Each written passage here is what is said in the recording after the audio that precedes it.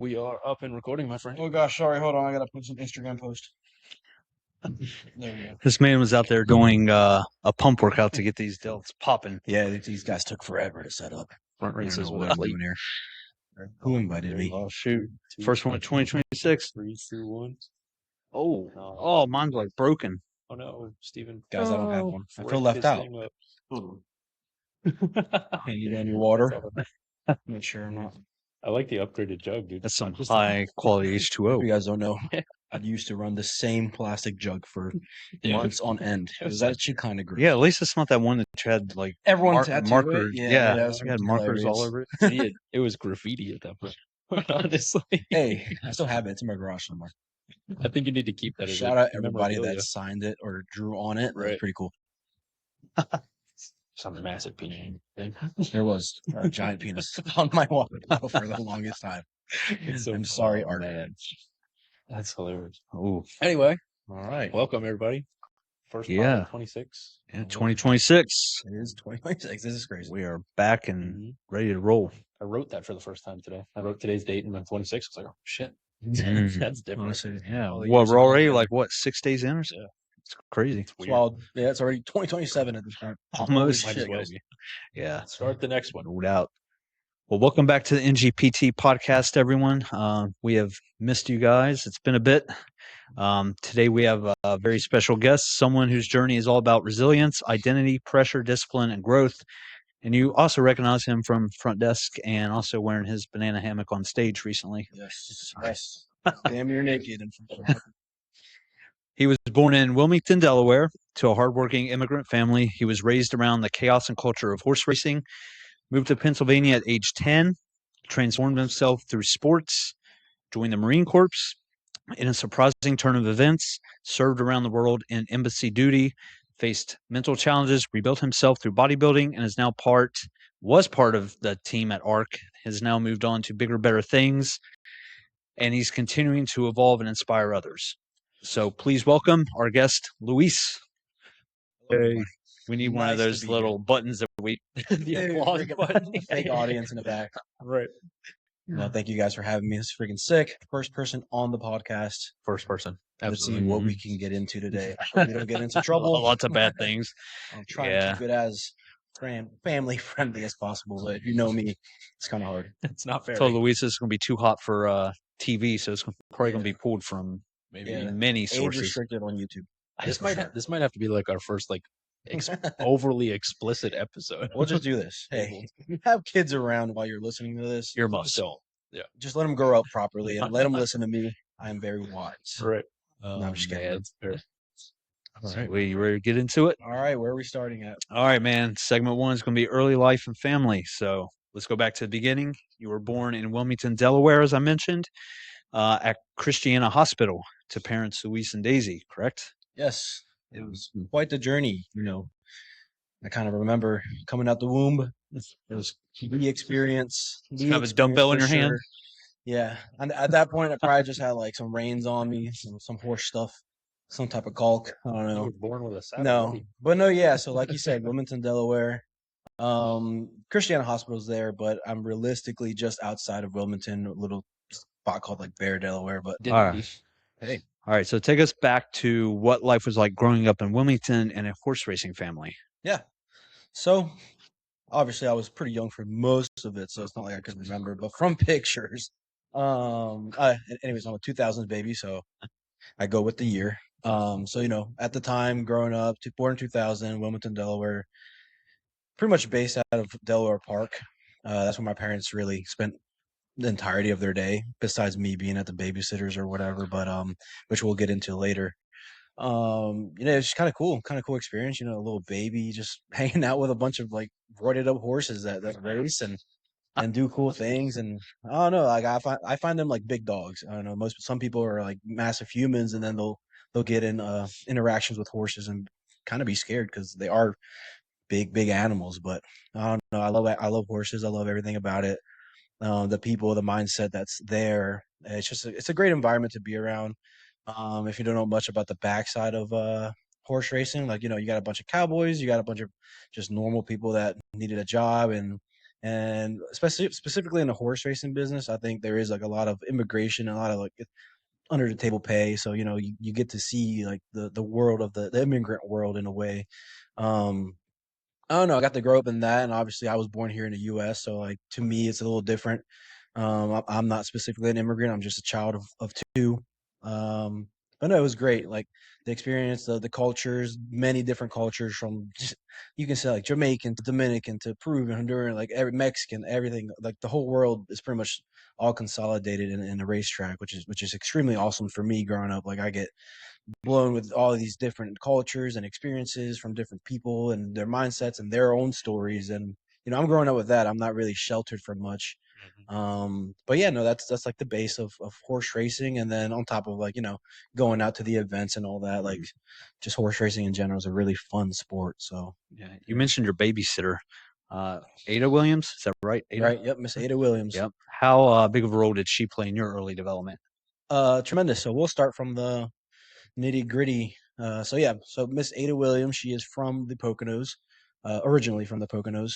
So she was kind of, I'll be honest, she was a crazy lady. She was awesome, like an old white lady, man. Like I don't know what to say. She's an old country white lady, living in the trailer park that we used to live in Delaware.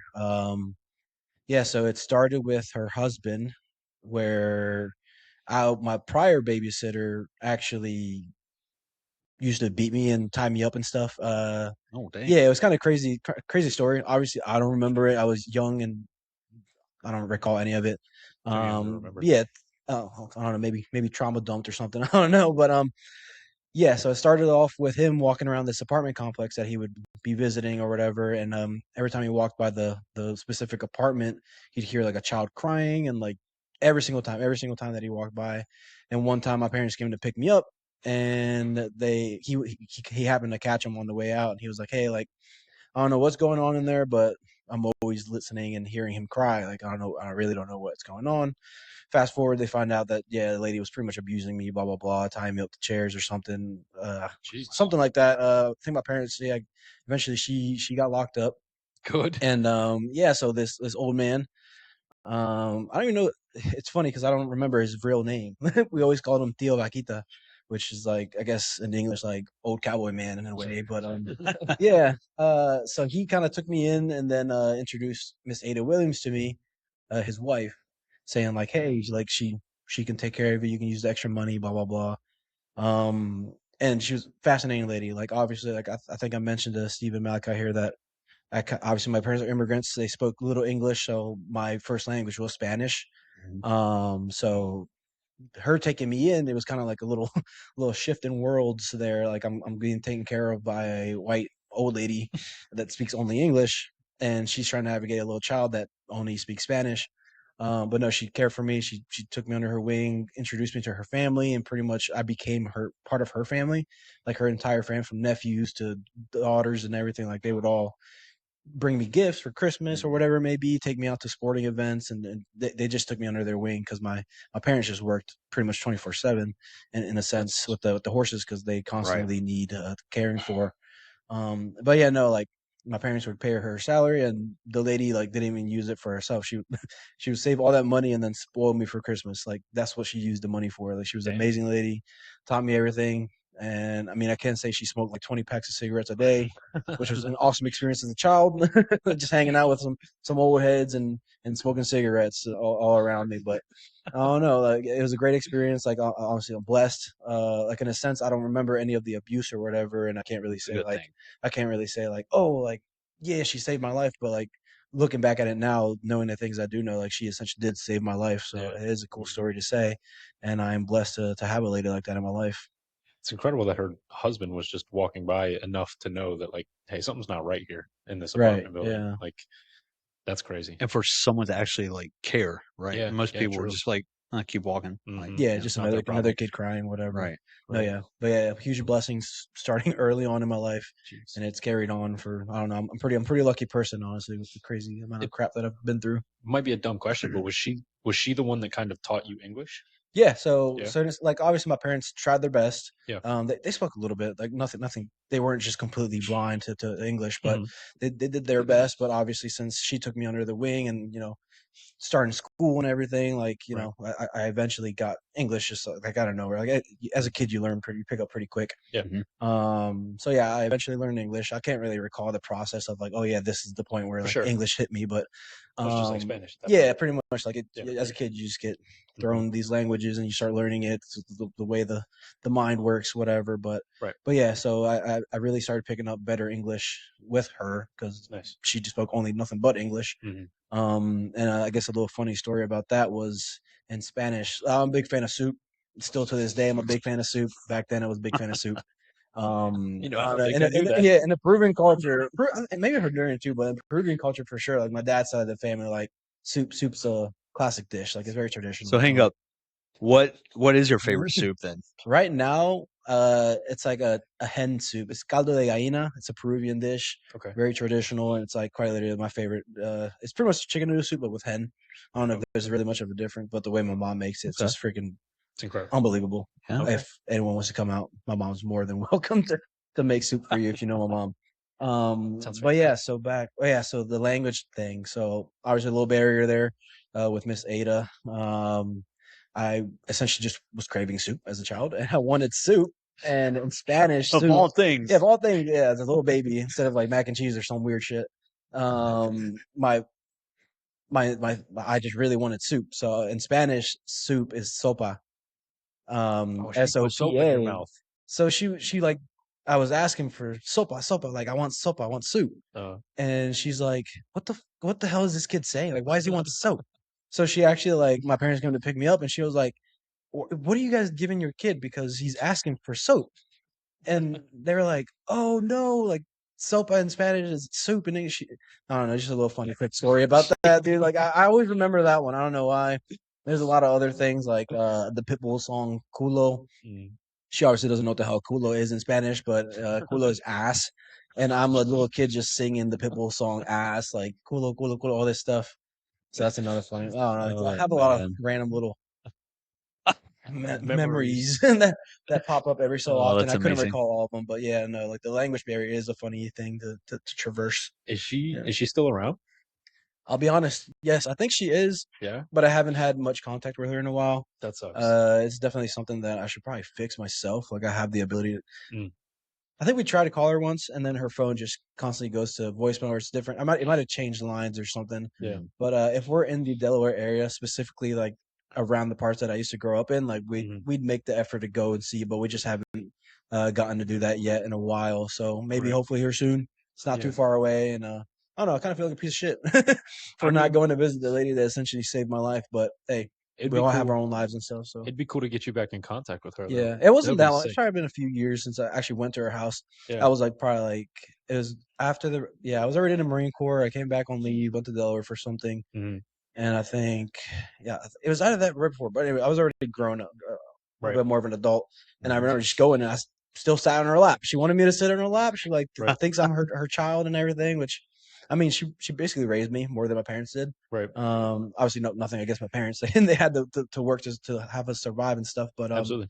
But yeah, no, she did raise me, and I'm pretty much her child. That's awesome. Yeah, she still thinks of me as her child from the last I can recall. So I love that lady. That's super cool. Yeah, I'll always have her with me. So I don't know where she's at, but I doubt she'll be watching this. We would definitely love to hear an update if that did happen. Yeah, and hopefully it will. So absolutely, cool. So how did moving from Delaware to Pennsylvania at age 10 change your world? So what we were just talking about, can you kind of give like an age range of where you were at that point? Right. So for that, like 80, I'll say that's probably from, I can't remember when the transition happened to the apartment lady to Ada, but definitely like anything before. Like honestly, I was babysat till 10. Like anything before 10, I was with essentially Miss Ada to my ability to recall. But then like eventually I got the news that my dad got a good job at Penn National Racetrack when it was up and coming. Now it's kind of a shithole, but Penn National Racetrack in Grantville, PA. Another really nice racetrack back in the day. Now it's whatever it is, but that's where it all changed essentially because at this point in my life, my siblings I have 3 siblings, 2 older sisters and 4. So 2 older sisters and two older brothers from different sides of the family. Like none of them are from my parents specifically, but They've moved out at this point. I'm kind of like the only child. I had one more brother remaining, but he was on the edge of, leaving. So at this point, like a lot of things are happening in my life. From a child, like my siblings are leaving, they're going their own ways. I obviously don't understand like why What's would they going leave on? my parents? Like why I've seen them arguing, blah blah blah. Like yeah, just a lot of things going on. But as a child, like you kind of don't understand it, so you don't mind it. Um, Hmm. I don't know. Like I specifically remember just like the fact that I'm leaving my homies. So it's a trailer park. You're pretty close to everybody. Hmm. You can just walk down the road and go to somebody else's trailer. Yeah. Right. So yeah, I had like homies like saying goodbyes and all that. Nothing too emotional. nothing too crazy. Right. I think I was just more excited for the fact because we were living in a like pretty shitty trailer park, and then so a little like backstory to that, a little more context. My dad already had the job in Penn National, so he would travel from Delaware to PA like every single night, Oh, geez. just on a daily basis traveling, and that's something he used to. Like he's driven like for work like hours, and he doesn't care. He loves it. He loves the horses. He loves everything. So Yeah. that's like one of my motivations as well. But anyways, yeah, so like I had a taste of PA, had a taste of Penn National, the experience of me and my dad, like, in the car traveling, going to the racetrack, blah, blah, blah. And then eventually we found this house in Jonestown. And I got to see it right before we bought it, and I was like, holy crap, a home, like a house, like 2 stories, basement, yard, everything, like the whole shebang. Right.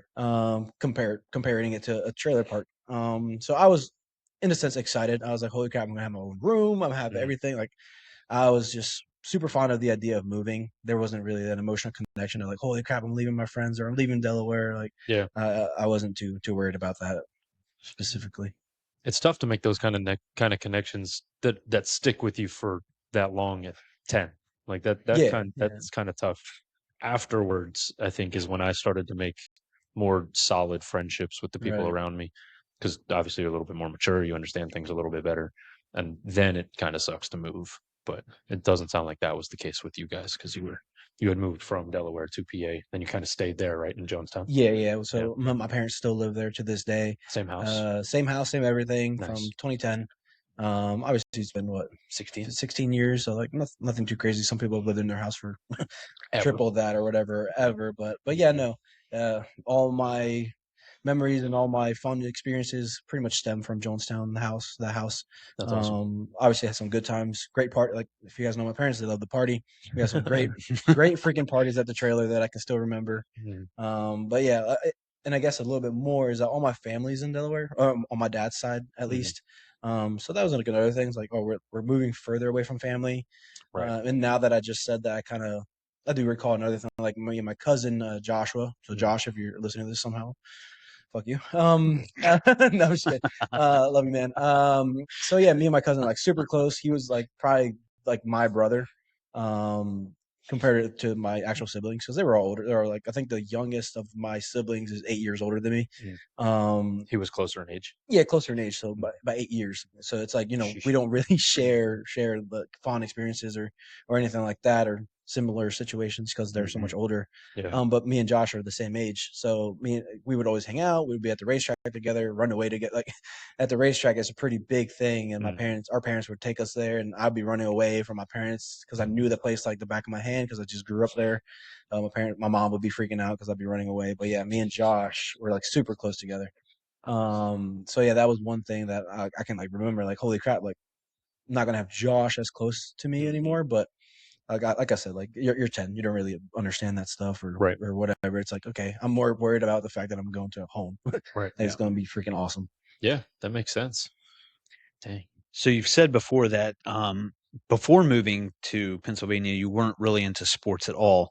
What shifted in you and changed that, going from someone who didn't care at all about sports to someone who, I mean, you pretty quickly became immersed in it, correct? Right. Yeah. So I guess like starting from Delaware, like it's not that I wasn't surrounded by sports. Like I said, like Ada Williams, their nephews, they played lacrosse at a pretty big level.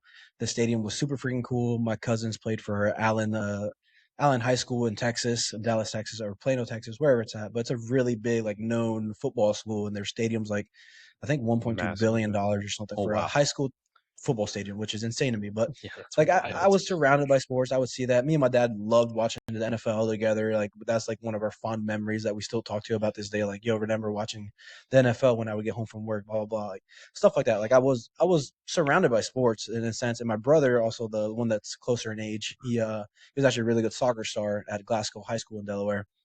But to me, I just didn't find interest in it. I liked watching it, like, but I didn't really care for it. Like I wasn't like, oh, I want to do this one day. I want to play that one day. I want to do that. Like, no, that wasn't like going through my mind. At the time, from 10, like I can really say like the only things I care about were like video games, like playing COD with my homies, Mhm. and skateboarding. Like I mean, skateboarding is a sport, but back then it was more like kind of like that outlying sport. Like, oh, if you're a skater, you're probably a weirdo, or you're Yeah. It was like a rebel. yeah, it was like a pastime. rebel kind of pastime. But I don't know. Mhm. I love skateboarding. I continued it a little bit further past that. But sports themselves, like traditional football, soccer, all that stuff, like I really did not care for it. Besides watching the NFL. Dallas Cowboys, right? It's your team. I'm about to walk out. No, honestly, I'll pick up any team at this point. Where I am a Ravens fan, Baltimore Ravens fan, which Well, we got a new coach on the way. yeah, heartbreaking season. He did get fired. He got fired Yeah, last night. Harbaugh's gone. 18 years together. That's hard. He's been the coach probably since I've Since you enjoyed remember the watching. Baltimore Ravens. So, Yeah. and then I guess like just quick off topic, but the reason why I like the Ravens being from Delaware or PA, whatever, is because Joe Flacco came out of the University of Delaware. Yep. So ever since Mm-hmm. then, like I found that out and I was like, holy crap, he's like right next to me, blah blah Mhm. blah.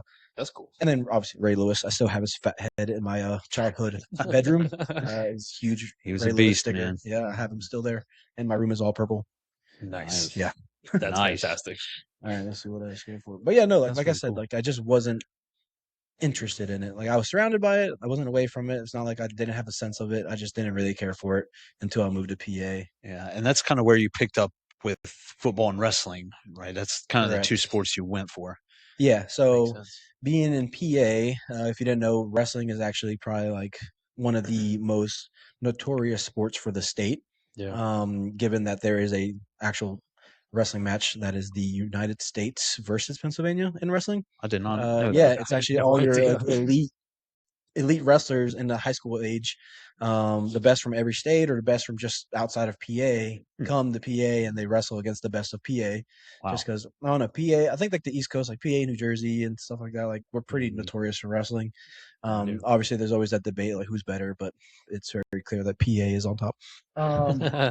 No, yeah, like we would travel and stuff, and just a little bit off topic as well. Like we would travel and stuff, and it was if you're a PA team wrestling against any other state, it just showed. Like the Mhm. team just showed. Like the mentality behind the Pennsylvania wrestling and stuff like that is quite literally insane.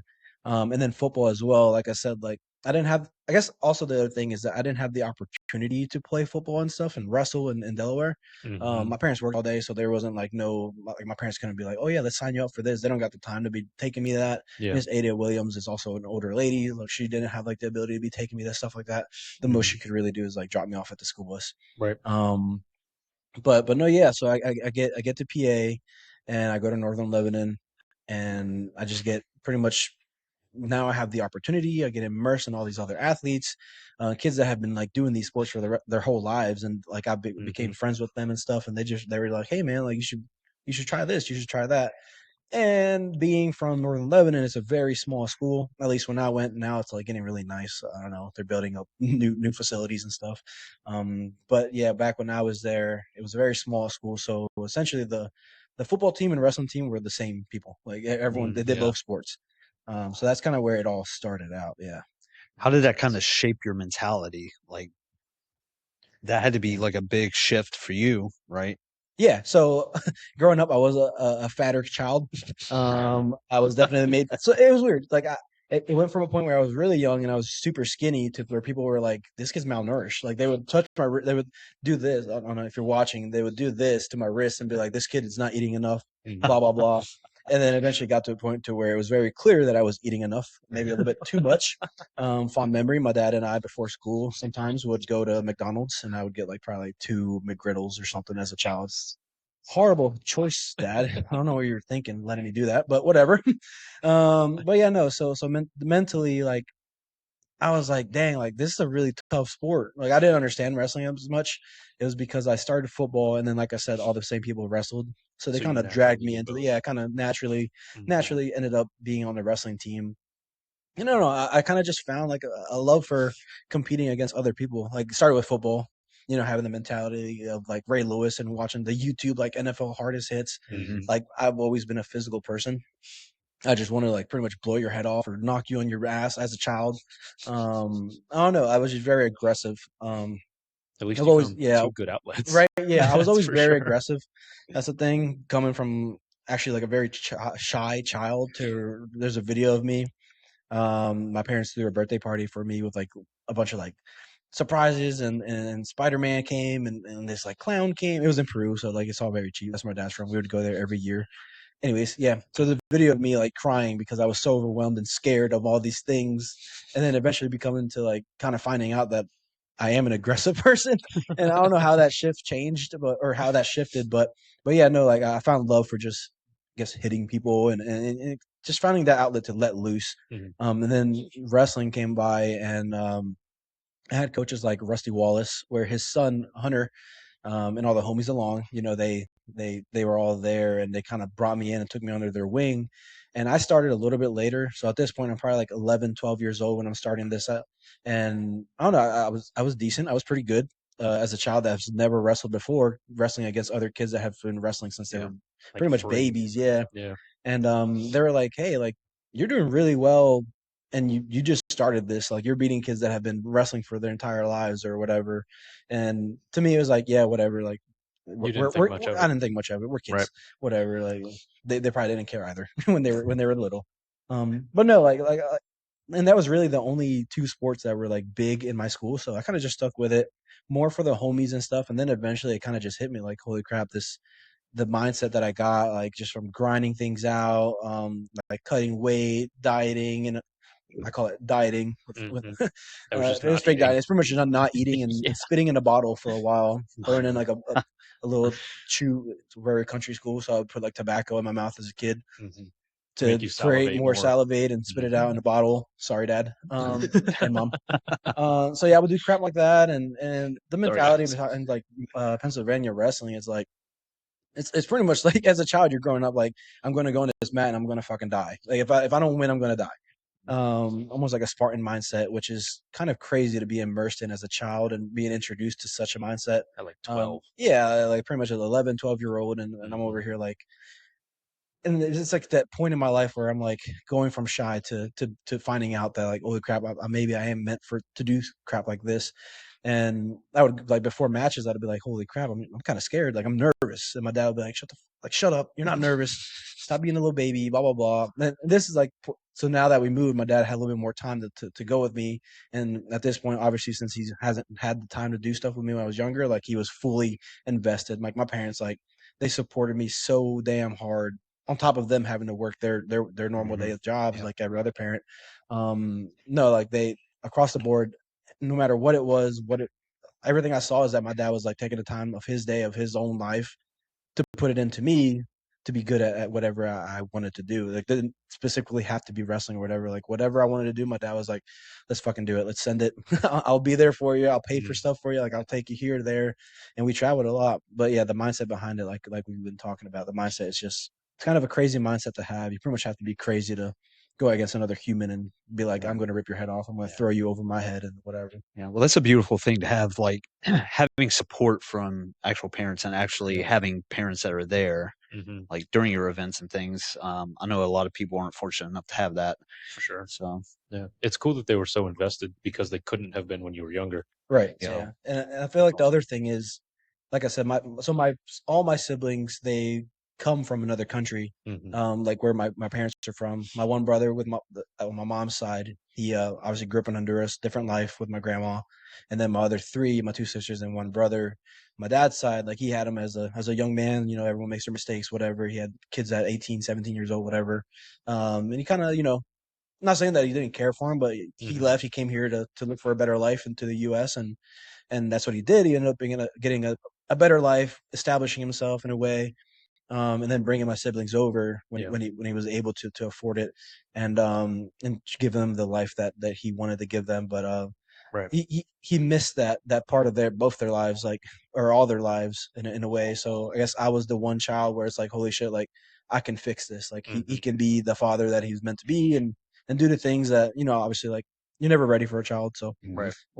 so at the end of the day, like, I think with me it was like I have the chance to prove myself that I can be a great father, all this stuff, and Right. I mean, he showed it. He supported me, and he still supports me to this day. So I'm not mad about that. Yeah. No, that makes total sense. That's incredible. Yeah. Jeez. So we know with like wrestling, there's a lot of making weight, a lot of cutting. This is one part of your story that you mentioned that I love a lot. Your first attempt at dieting. So this was high school, junior, senior year, right? You said it was chicken, lettuce, and abs in 10 days workouts. What was going through your mind going through that process, and what kind of results did you get from that? Yeah. So Oh, we got abs in 10 yeah, days. yeah. I wish I could get. I mean, till this day, I wish I could get abs in 10 days. I think Same. we all would Yep. want that. But Right. if you, I guess, a little backstory, like, starting out, obviously, I didn't care about. I didn't know what dieting was, in a sense. Like, I knew, like, if you ate healthy, you'd perform great. Just from like school and sports telling you this crap, or like the healthy classes that teach you this stuff. But I was, yeah, I was. I'll be honest, I was a shitty student, so I didn't listen to any of that crap.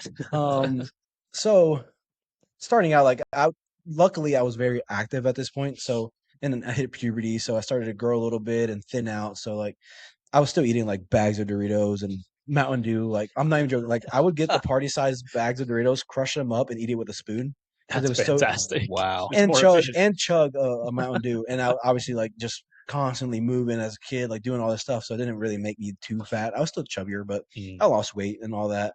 And then I get to like junior, senior year, where it's like, you get a little older, you get more into girls, whatever it may No, be. never. Like, I don't know, like, You should be doing you that in start high looking at school. yourself and you're like, dang, I kind of want to make a change, or you start getting like exposed to like the online stuff, like. Yeah. So I guess as a 2000s baby, that's the cool part. You kind of saw, I got to see the transition from like going to play outside and doing everything by hand, like at school, paper, pen, whatever, to the rise of the social media and the rise of the internet and technology. Like, it's quite, if you're a 2000s baby, it's quite an incredible story if you actually think about it. But anyway, so yeah, if you have any sense or recall what information was out there at the time, it was all like videos of like 5-minute ab workout. You're gonna have abs in 10 days. Do this workout and you're gonna get jacked. But there's really no nutritional advice besides like you have to just diet with chicken and lettuce and eat very boring, no seasonings, like whatever it may be. And the time that it actually hit me was like graduating, or after, whenever senior week was. I forget, that's like right before you graduate high school. Me and my buddies and my current wife, if you didn't know, we're high school sweethearts. Me and my current wife, we decided to go on a senior trip to Ocean City, Maryland, which I call like the white trash vacation spot. I still go to this day. We love Ocean City, Maryland. It's pretty freaking cool. The ocean isn't pretty, but the stuff to do there is fun. Anyways, that was our senior trip, and I was like, well, I'm already like I was like skinny fat, so I was like, you know what? Maybe I want to get abs. I want to look good when I go to the beach. I want to be like the freaking David Hasselhoff and just like look sick as hell, tan, because I'm Latino, so I am already tan. So I was like, I'm gonna go get tan. I'm gonna put tanning oil on, and at this time, I was also a big fan of the Jersey Shore, so kind of have that little bit of mindset in me. Right. So I was like, all right, let's work, and I remember just eating chicken and lettuce, and my mom was like, what the hell are you doing? I was like, I'm trying to lose weight. My parents don't understand. My parents want me to eat. They want me to eat everything, and I can eat whatever my mom makes. She was like, you better eat this. And at the time, this also stems like it's like a shift in my life, because like I said, I was eating Doritos, Mountain Dew, pizzas, everything, like the American diet in a sense. Right. And I was just fat. Like, I was disgusting, to be honest. And I was eating all this trash. And then and out of nowhere, my mom just sees me eating chicken and lettuce and I tried asparagus for the first time. I didn't make it right, because I was like, what the fuck is this? This is gross. It's And just then leathery and nasty. so, and then also kind of like tracing back to the wrestling mindset is like, my understanding of losing weight was to just drop everything and don't eat nothing, don't drink nothing, not even a fruit, and fucking lose weight on the scale. to where I was like, all right, maybe let me start looking into some forums and stuff like that. And like I said, the information out there was kind of shitty. So I followed whatever they said. I was like, chicken, lettuce. I received the results for the first time in my life. I was like, holy crap. Like, You I lost look, weight. yeah, I was like, I look pretty decent. I look pretty decent. I have pictures of senior week too. I remember like, going out and it was so sunny. I would put the tanning oil on, and then I had pictures and stuff. And I was like, yo, low key, I look sick as hell. Look like Ash. If I look at it now, I'm like, you're such an idiot. But back in the day, I was like, holy crap, I'm fucking sexy as hell, dude. Like I am Jersey Shore. Like I'm tan, I'm jacked. Not nearly jacked. Like I have like no sense of muscle. Like when people are like genetically blessed, I'm not genetically blessed. I just know how to fucking work. But no, I'm not genetically blessed, and you could tell from those pictures I was scrawny, but no, But you was feeling that good. That's all that I was mattered, feeling you good, know? and that was the one thing. That was like the first time that I've ever attempted a diet, and I mean, in a sense, I saw results because I mean, going from eating trashy foods to eating just chicken and lettuce every day, all day, obviously is going to give you some type of result. But yeah, no, that's the first time that I saw results from a diet, correct diet. I guess back then was a correct diet. Right. Yeah. Dang. Insane. I'm trying to get on that Baywatch, the next movie. Pretty like, much. Look out. I was being the next Johnny Sins or something. Like dude, I was gonna look sexy as hell. Everyone's gonna want me. Bicep for the girls. Blah blah blah. You know what it is. Oh my goodness. So through all of this process, I just want to ask, like, what did this teach you about discipline? Because we all know that to get results, you have to be disciplined, right? Right. So you had to put away the Doritos, the Mountain Dew for a little bit, right? So It's like, dang, dude, put this food down. Yeah. Let's just say the diet didn't last too long. As Right. you know now, if you do anything too strict, you're going to Yep. fall off too fast. Yep. But so taking it back to that, to the discipline, like I had a sense of discipline. I've always had, I don't know, that stems from my parents, like constantly watching them work. And they're like, I don't know. Yeah. The hardworking immigrant parents, like they literally don't give a shit about besides working and making money and providing for the family. Like whether they have their own goals and aspirations, that was like completely out the window. It was like, I'm going to do whatever I need to do to put food on the table and a roof over kids. And you know, that's just the fortunate part for me where it's like, I kind of grew up in this like realizing that, but then also being like spoiled in a sense because I didn't have to struggle like everybody else did. Like obviously I had my struggles here and there and whatever. Like I have a crazy story, but I didn't struggle like my parents coming to a whole new country, knowing nobody, and having to figure shit out for themselves and work to be able to survive, and then let alone have a kid. So it was quite a crazy story. So seeing them like just motivating from them, like going to work, waking up every day, and I can kind of tell like you know like everybody else, they don't want to wake up for work. Like some days is worse than others, and they would still go. They didn't care. Like ups and downs, they're going to go to work. Right. So to me, it was like, who am I to fucking be lazy piece of shit and just eat food and stay home or whatever? So that's tending to get into sports, and then from sports, like also from the coach's mindset. Like I said, it's a very high level, even at a young age in PA for wrestling. And our wrestling coaches were our football coaches for the most part as well. So like the mindset across the board was the same of you know, just work. The harder you work, the better you are. That was just like across the board, everyone understood that. Whether you implemented it or not was individual. That was up to you. But to me, I was like right in the middle. I was like, I like this. I like the sport. I'm going to try hard at it. But when I'm away from the sport, I'm going to do whatever the hell I want to do. I don't really care about this sport when I'm doing my own thing, like going out play video games or hanging out with my buddies, being a normal child. Like that's completely fine. Now it's a little different, but back then, like I said, like I had a sense of discipline. I wouldn't say I was the most disciplined kid ever. Like in a sense, like if you want to find a disciplined person, they're disciplined in all things like education, sports, nutrition, like I was just disciplined and really like showing up to practices, doing the best that I could, and then leaving. And then besides that, like I don't know, I wasn't as disciplined at school. I wasn't really good at it. Not that I really didn't. I'll be honest, I didn't care about school. My parents didn't. Okay. My parents were too busy. They didn't care about like Your checking my grades. report card and all this stuff. Like they would ask, and I'd be like, yeah, I'll show you later or whatever, because I knew that. And I would just fake sign my report cards or whatever. Like I didn't have the discipline in that side of life.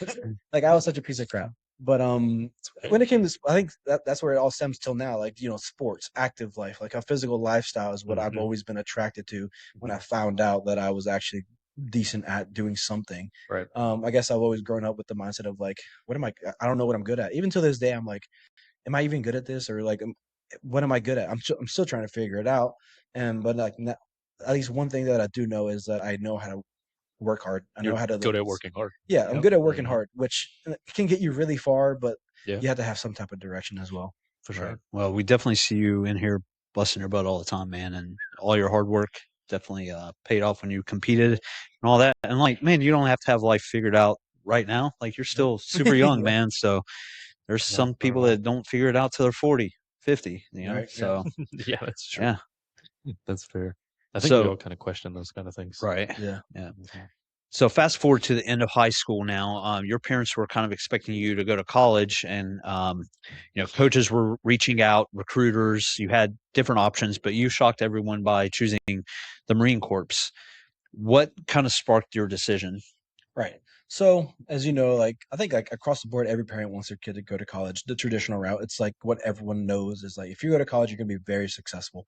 I think this is the point in my life where I'm also a little bit more rebellious than other things, and what I was like, I want to do what I want to do, and I'm gonna be really fucking good at what I want to do, not what somebody else tells me to do, even my parents. Um, so comes down to my parents always pushing like the recruiters and like where are you gonna go, what are you gonna do? You got to study something like a lawyer, a doctor, like the very obviously like oh if my kid's a lawyer, my kid's a doctor, whatever. Mhm. Um, and I did. Like at first, I was like, "Damn, I don't know what college I want to go to." Like I had a good opportunity to go to different colleges for wrestling, at least football, a few, but more for wrestling. And I just could not decide. I really had like a sit down moment with with myself at that point in my life, and I was like, "Is college really the route that I want to do?" And I really did not know how to answer that. And the other thing was, if I don't go to college, what am I going to do? Mhm. I also don't know that part. None of my siblings went to college. My parents didn't go to college, so like I don't know.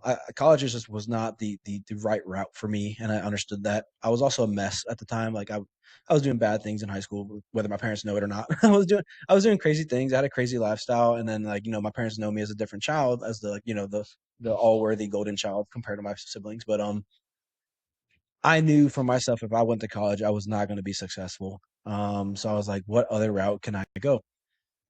And then out of nowhere, my buddy was like, "Yo, I'm gonna go to the Marine Corps," and that's all it was. He was like, "I'm going to the Marine Corps," and I was like, "You know what? I'm gonna go with you." That was it. Yeah. I'm not even joking. That's how simple it was. My buddy Gavin Schaefer, he's still in right now. So shout out Gavin if he watches this.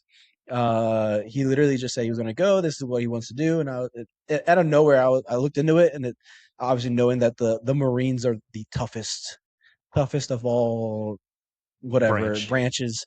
I was like, yeah, that's the route I want to go. Which, looking back at it now, I'm a freaking idiot. But no, I'm not. Honestly, I learned a lot from the Marine Corps. But no, yes, that's how it stemmed out. My buddy just simply saying this is the route he's going to go. I looked a little bit more into it, saw that it was the badass organization, and I was like, that's who I am. I want to become the badass. And so then I went to the recruiter's office, and like I said, my parents were always supportive. When I told them about that I want to go to the Marine Corps, they were a little shocked. Hesitant. They were like, Mm. doing the U.S. military? Do I really want my kid doing that crap? Wars, Afghanistan's going on, all this stuff. Like, essentially, their understanding was I'm going to go join the Marine Corps and go fucking die for my country, which, I mean, in a sense, some people did.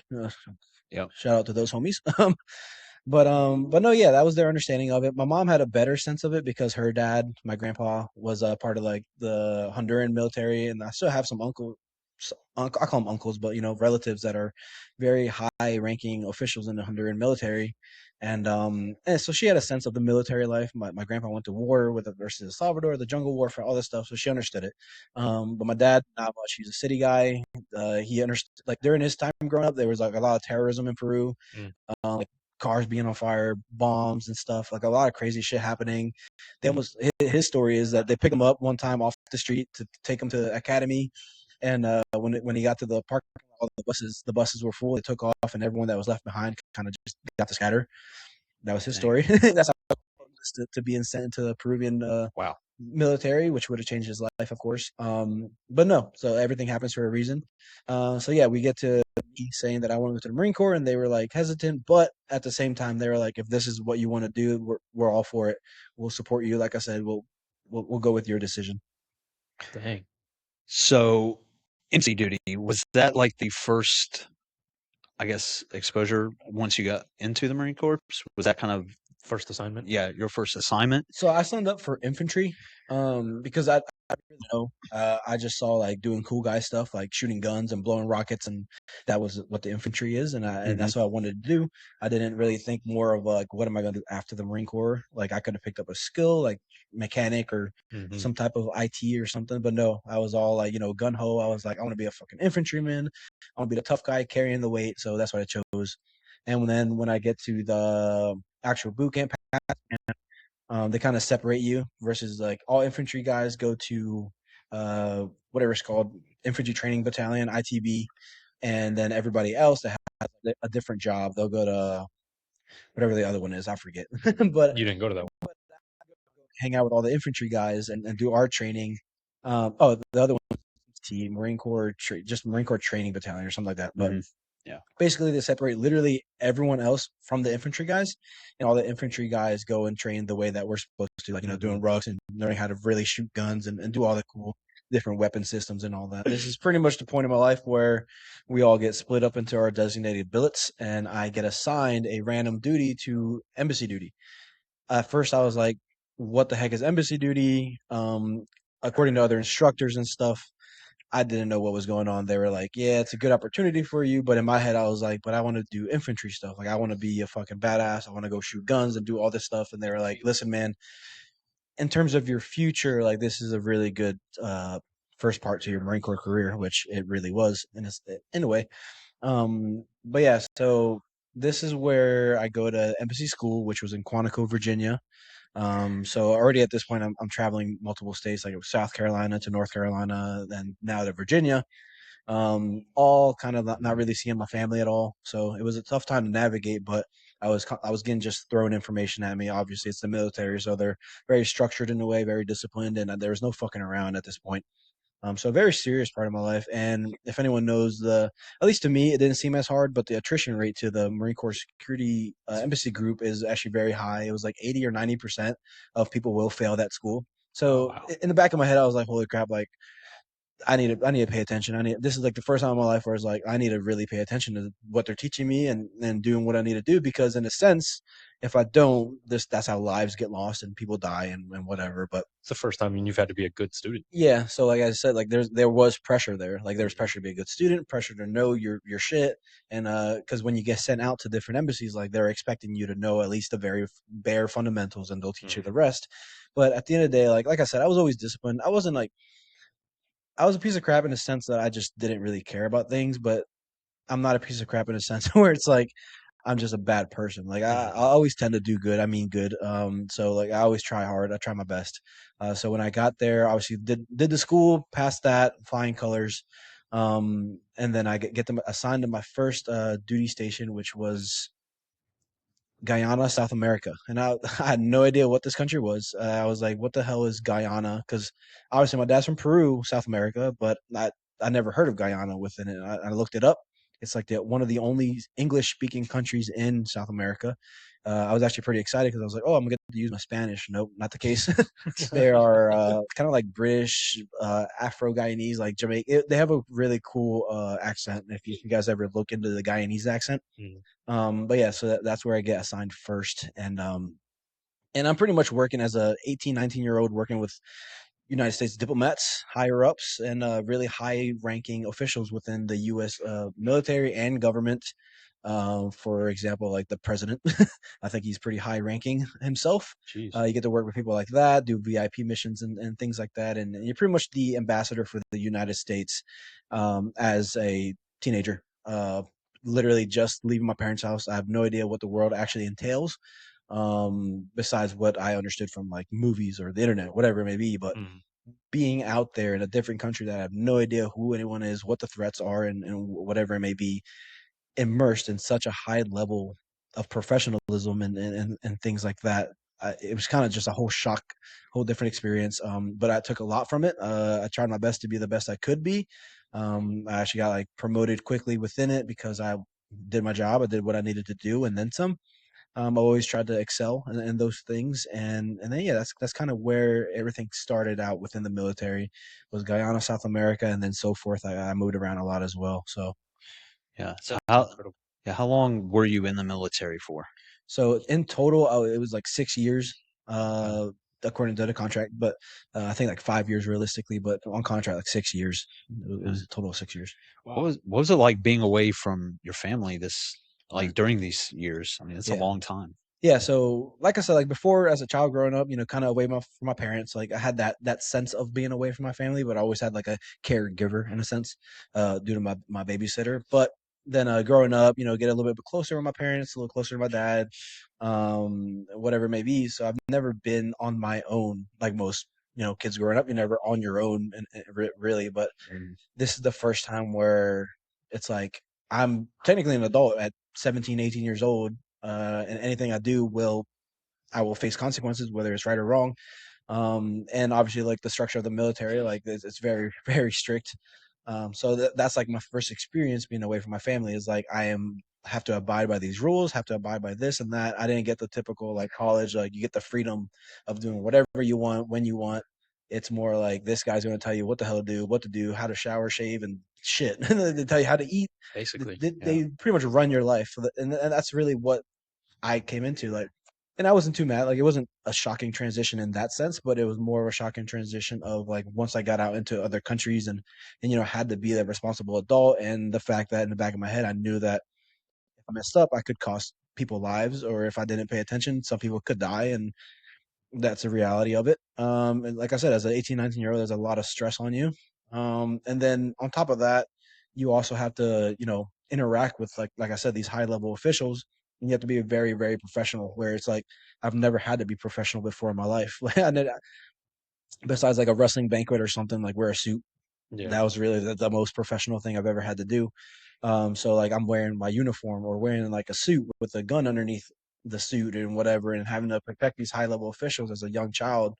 Because 18, 19 year old, you're still a child. You don't know nothing. So like it was that was the shocking part, is like having to understand that whatever I did actually had consequences. So Yeah. that was a good teaching moment for me. Jeez. So let's talk about the transition out of the Marines into civilian life again. That had to have been quite the shock, right? Yeah.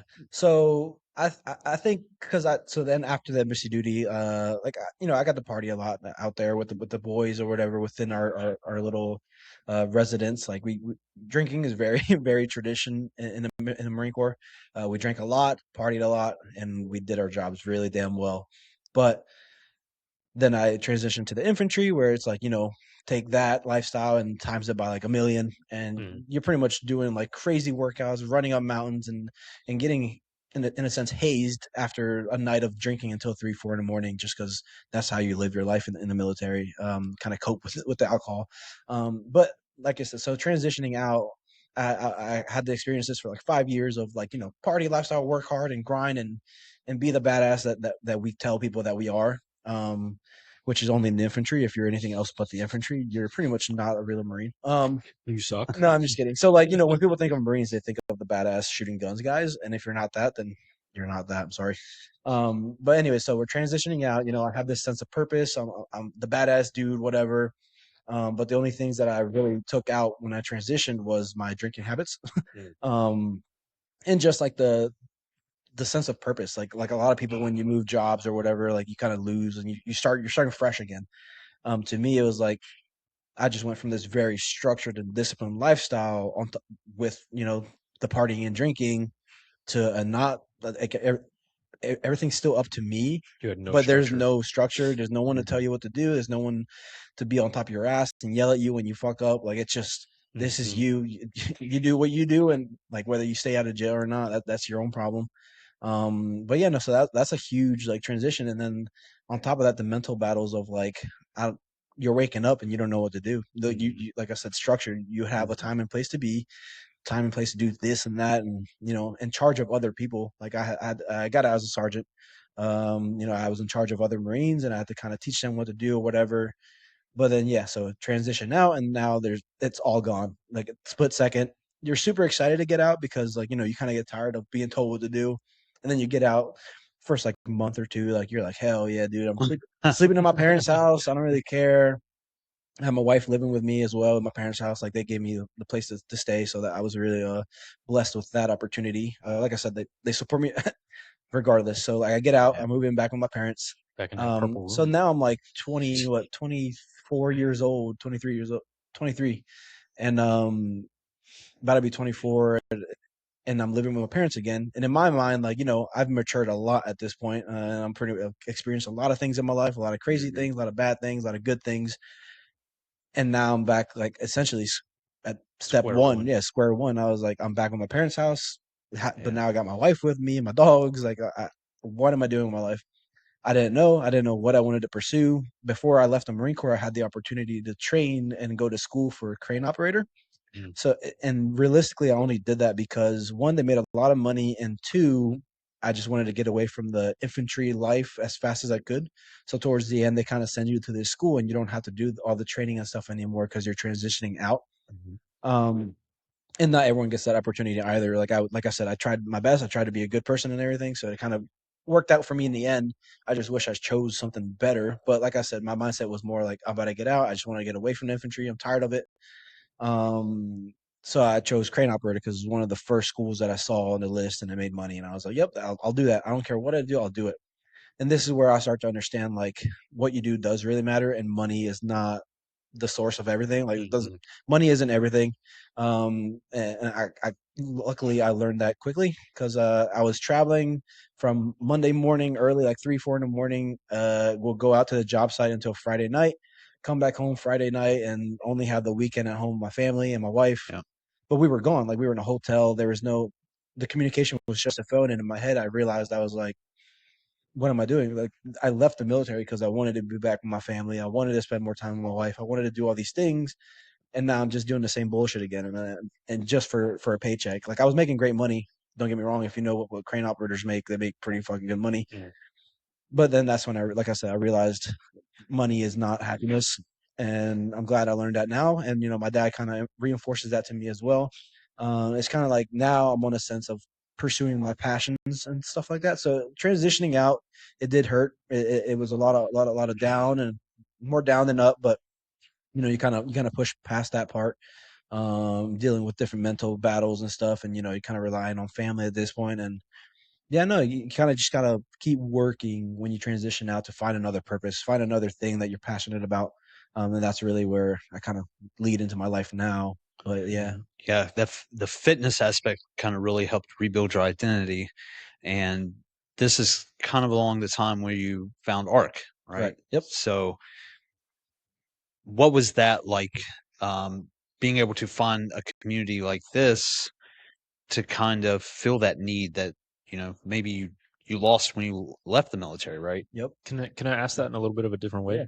Yeah. Right. When you left being a crane operator, you bought your house here, right? You started, from what I understand, you went to Platinum first, and then you came over here. What did it feel like when you came here, rather than like other gyms and other spaces that you had been in, Yep. and then led you to potentially working at the desk and being involved here? Yeah. So this is a great part. This is like the happy parts of my life. Right. So like I said, I got tired of the crane operator life, and I eventually left that job. Like I was going through a really tough time in my life mentally. Like not many people know. And I know my parents. Like I bitched about it or whatever, but I was really going through a tough time, and I kind of just dropped back completely. Just left the truck at the job site or at the job like headquarters. I left all my stuff there and didn't say a word. And I was like, hey, because it's PA, it's legal to just leave. Mm. And that's what I did. I just left, and I was like, hey guys, like I can't do this anymore. I'm done. I quit. No So notice, right? so yeah, at this point, like I said, this is the first time I ever actually quit something in my life. And it was a job that I was just not happy at. Um, and the people there, like this is the other thing, like the people there, like the homies that I worked with, they were all like great dudes. Like they love to work out. They kind of helped with my fitness journey as well, but they love to work out. We would go to Planet Fitness after working hours on end throughout the day just to go get a workout in, because that's the kind of guys they were as well, very blue collar, very hardworking. So that kind of helped. But like I said, very tough time in my life. I dropped back, and then I'm like, what the hell am I going to do? And then the one thing that was always there was fitness. Regardless of how bad and sad and depressed I was and anxious of whatever is coming, I was still working out. Like I was like, this is something that I love to do. It's not just because I want to look good. This is just something that lets me go and, just relieve some stress and pick up some weights and freaking and feel better It was an outlet. at the end of the day. Like most people do, it is an outlet for different reasons, whether people just want to come and work out, whatever it may be. But for me, it was like, if I don't do this, I might spiral down, and who knows if I would still be here if I wasn't working out. There's a lot of mental struggles within the military as well that have stemmed, and I still battle to this day. But like I say, fitness, as we all know, is a great outlet. So that's where my fitness journey starts. And like Malachi said, I started at Platinum. I moved to Mechanicsburg from Jonestown. I had enough of living with my parents. Nothing against them. It's just the fact that I want more in my life than I'm living with my parents. In my head, it's still a stigma. Like I am blessed with the opportunity that they would want me to live with them and support me. But to me, it's like I want to grow up. I want to do my own things, and I want to kind of get out of their house and provide for myself and figure it out myself. So then, so I bought a house in Mechanicsburg, really amazing house, love it. Me and my wife are happy. And then, obviously at this point, I'm already a little bit more into fitness than I was before in the military. And, so like one of the first things I'm looking for is a gym. Yeah. Due to still working the crane operator job, I saw Platinum was 24 hours. So, it appealed to me more than any of the other gyms. I tried the Crunch one. It literally left Crunch within like 15 minutes of walking in because it was so damn packed. And Did you it go just, in the PM hours? it was probably like peak hours, probably a horrible time to go. But Right. regardless, knowing what I know now, it's not the gym to go to anyways. Sorry, Crunch. Mm-hmm. But yeah, I went there and left immediately. Found Platinum, and Platinum was awesome. I love Platinum. I kind of just walked in, walked out like any other gym, like a regular chain gym. Did my thing, headphones on, head down, and that was it. That was all there was to it. Great gym, great equipment. Nothing that I would complain about. And it's 24 hours. It was good for me. And then, like I said, I transitioned out to the crane operator job. I left that, and there was more time on my hands. Excuse me. There was more time on my hands, and I was like, I'm gonna go back to school, all this stuff. So, my life kind of changed in this sense, and I'm living off what I had left in my bank account, whatever. Like I had a good amount saved up. I was making great money, saved a lot from the military, blah blah blah. So I was still good for a little bit. And from here, now that I have time, I've started looking at other gyms because Platinum is a little bit further away. And the one day I think, and it's funny, this is actually how I got introduced to ARC was through Jack. Really? Yeah. So I became an ambassador for Raw Nutrition, a supplement company, and I was doing tables for them around to different gym events and whatever. And I was at Guy Cicerno's Muscle Inc. gym opening in Bethlehem, Pennsylvania. And from there, I'm hosting a table, hanging out with like dudes like Jay Cutler, Nick Walker, whatever. Yeah. I'm doing all this stuff, and then out of nowhere, like this guy comes up to the table. He's like, "Hey, man!" Like we start talking, and I was like, he was like, "Where are you from?" I think he said like however far he was from. He was like an hour away, and I was like, "Oh, I'm like an hour away too." Like I'm from Mechanicsburg, and he pretty much just connected. He was like, "I'm from Mechanicsburg too. Like I go to this gym, blah blah blah," and he gave me his card. I put that in my wallet. Didn't really think of it. And then later on, like when I get back and start thinking about it, I was like, oh, ARC Fitness. I looked into the hours. Like the hours didn't matter to me at this point, so I was like, all right, let me show up to this gym. I'll work out. And then so thank you, Jack, for introducing me to ARC. In a sense, like I knew it was there, but it didn't appeal to me because of the hours. But then I get here and like first day, like getting introduced to Noah and Hannah and stuff like that. Like they literally make an effort to welcome you, and that was like right off the bat like a shock. Like usually I walk into the gym and There's nobody there. there's nobody there, or they're just like on their phones like bullshitting or whatever, like doing their own thing. And at most you get like a what's up, and then here it's like, oh hey, and then they ask for your name, and then every single day from there on out it's like, hey Luis, like, and that's like the step one. That's like changed to me. It's like, holy crap, like I feel welcomed here. Like I feel like this is a home more than an actual gym. But yeah, that's where my ARC Fitness journey really began, was because of Jack, and I was interested, and I found this gym, which is only 3 minutes from my house, so Right. it works out, and I felt welcomed. So that was a great start, that's for sure. And I guess to get a little bit more into the fact that you said like, what's the difference between like Platinum and ARC? Like I said, you feel welcomed, and then it is not like just right when they're trying to get you to sign up or anything. It's like the entire time you're here, it's your family at this point. Whether you leave or not, like you kind of just stay as family. And then kind of a little back knowledge. since I worked here, it's like we make an effort to remember names and stuff, and most people Mhm. don't do that. And I think just remembering your name is a big factor to people. Like, I don't know, it's like, oh, that's my name. They know my name. They know who Yeah. I am. And then just more casual interactions with everybody. Everyone here is friendly. Everyone here wants to talk to you. Everyone here wants to connect, and network and whatever it may be. And it's just an amazing place where most other gyms, like I said, you put your headphones on and you walk in, you walk out, which is nothing wrong with that. Right. But this is just very community based, very community driven, and it's an amazing place to be. So Right. I enjoyed it so much. That's awesome. Well, we absolutely miss you behind the desk, man. So For sure. I know you're off doing some amazing things, though. So we're super happy for you. Yeah. That's incredible. Kind of the last segment we want to touch on as we wrap up here is just your bodybuilding and more about your mindset now and kind of your current life and what's next for you. So you competed this year, not too long ago, in your first bodybuilding show. First one, yep. Yep. Dude, you have one of the sickest pictures from Yeah. your first show was I've glad. ever seen. Yeah. Have you seen the one I'm Yep. talking about with the camera behind Yep. him? Yep. Dude, that was looks a great so one, dude. sick. Yeah. Yeah. That's like my ego booster. you know? Yeah, it should be. No, yeah. So let's kind of just talk about, the process of like what made you want to compete and like what that process was during contest prep, how difficult it is, and just kind of all that, kind Yeah. of.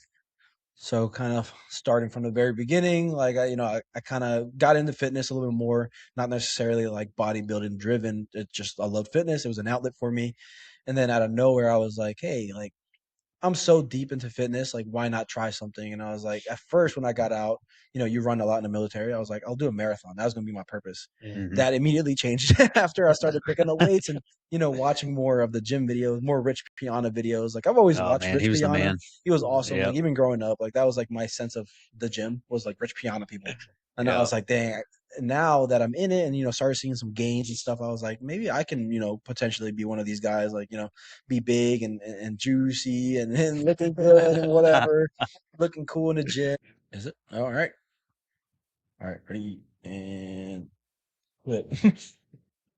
All right, we had to switch over to the laptop camera because Yes. the other one died, unfortunately. Womp womp.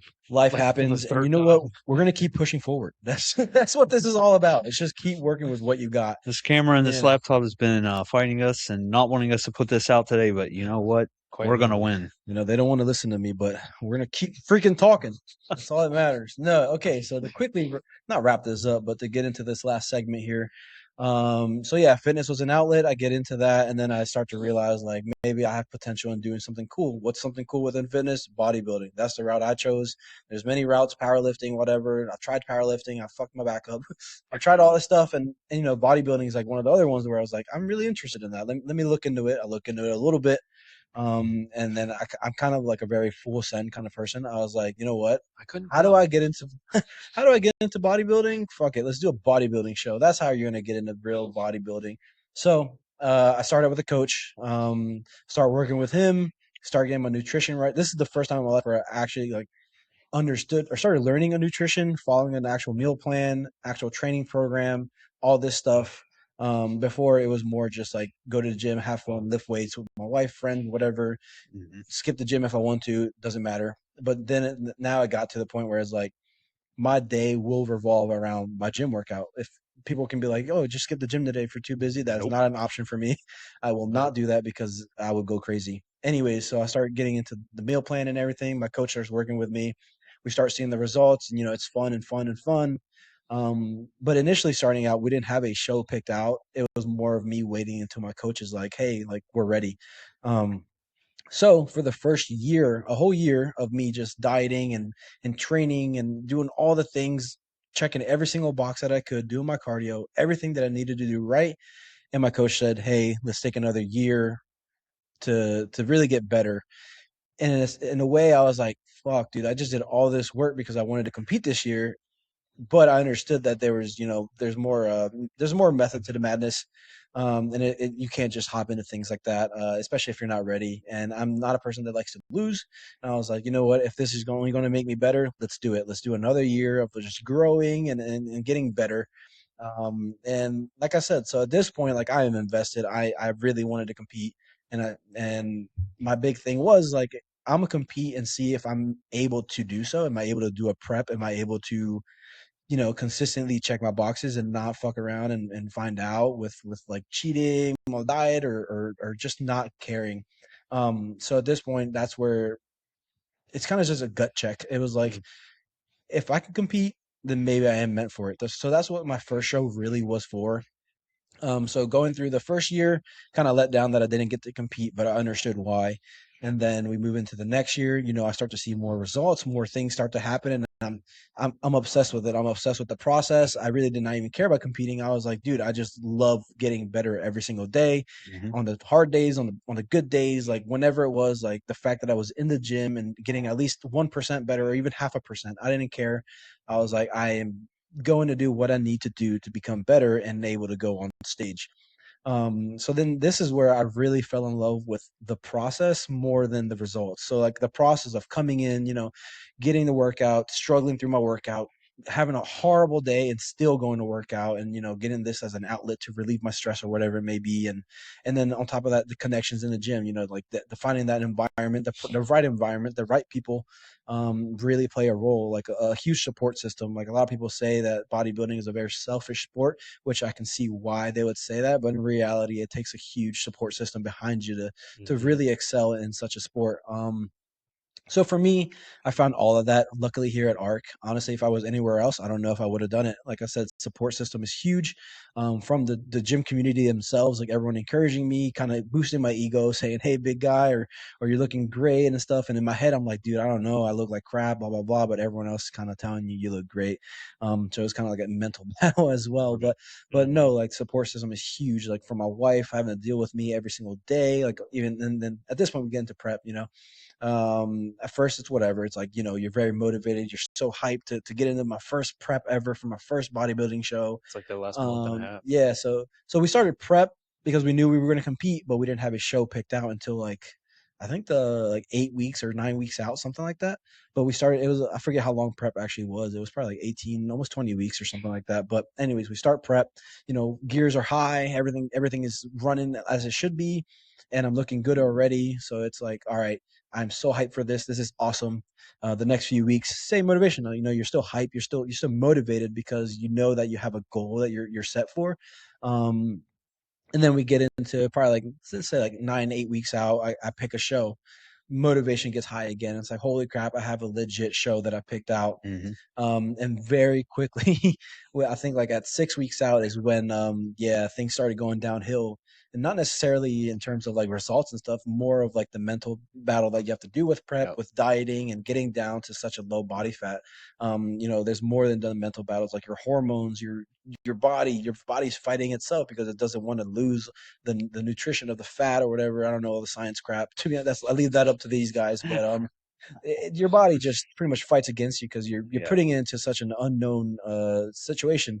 And to me, like I love the quote, be comfortable being uncomfortable is like my biggest thing that I found, like in all aspects of my life, like whether you're you're going to do well or not, or you don't know what the future holds or whatever it may be, like just keep fucking doing it. Just keep working hard and just get comfortable where you're at. As long as you're comfortable, guess what? You're fucking comfortable. You're good. You'll keep pushing. So yeah, that's where I found out. It's like week 6, like everything was fighting me, like my mental, my physical, like, workouts start to drag a little bit. Your pumps aren't necessarily there, which is like what started it all. Is like, oh shit, I'm looking good. Now at this point, it's like, am I looking good? I'm looking a little small. I'm looking a little flat. Like everything's getting thrown at you. And you still got 6 more weeks. It's like, can I really do this? And on top of that, as you know, like cardio is pretty freaking important when you're trying to diet down to such levels. Waking up every day like 3, 4 in the morning because full-time student, full-time job. I'd see you coming in, walking on the treadmill when I was in here working out. Yeah, so if you don't know, freaking Steven is a damn night owl or something. He's in here at like 2 or 3 in the morning.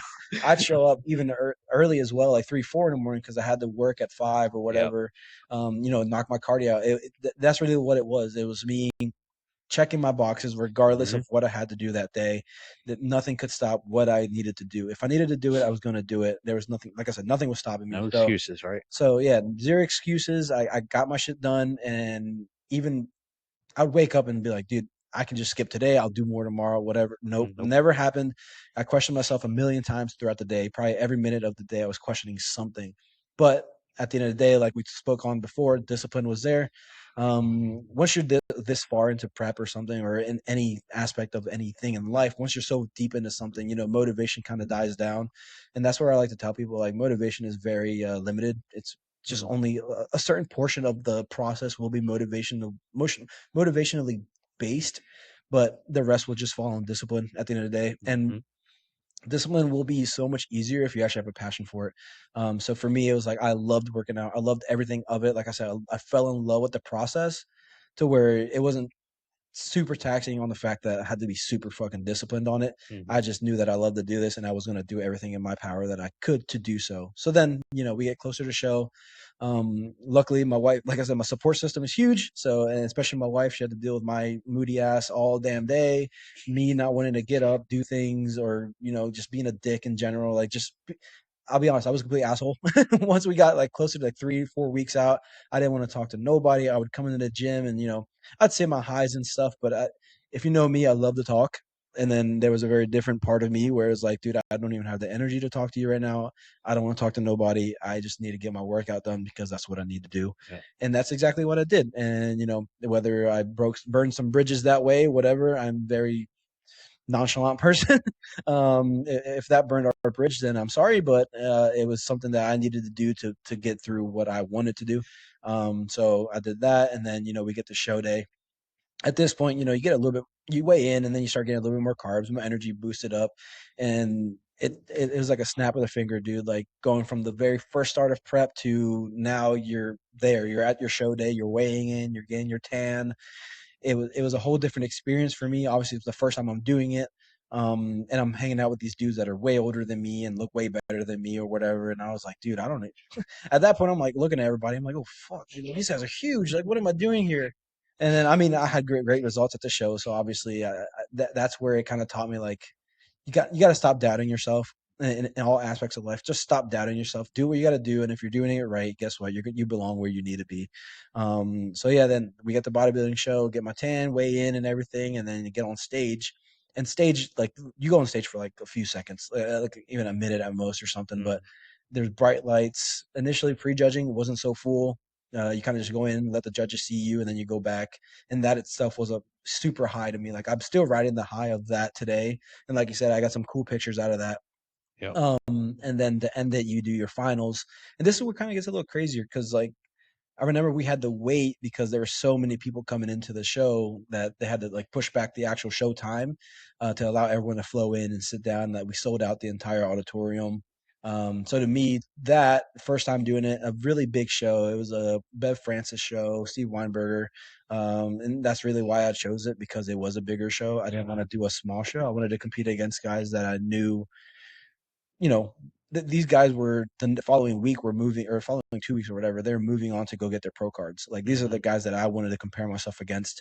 And yeah, at the end of the day, like, I get out there, full sold out auditorium, bright lights, and I have to do a posing routine that, as I was stepping out, I was still thinking, I was like, I kind of forget my posing. I don't even remember what I'm supposed to do.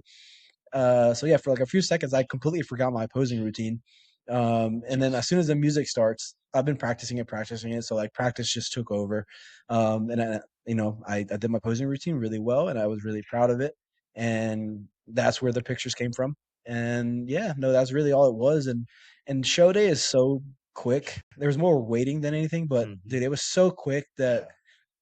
But I'm just glad that I had the sense of that I knew that I needed to just take in the moment. So I talked to everybody, made great connections, talked to everybody there, and got more knowledge on the sport.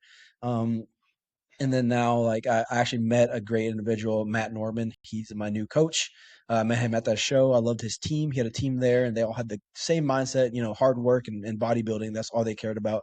And that's just something I'm looking for. So, yeah, that's where we are now. That's impressive. Yeah, you looked amazing up there, man. So super proud of all that hard work you put in. Absolutely. So, yeah. That's super sick. Yeah. It was cool to see you go through prep and There were times whenever you'd come in and I'm like, "Yep, Lou's not ready to talk today. He's locked in." Yep. Absolutely. no, Yeah.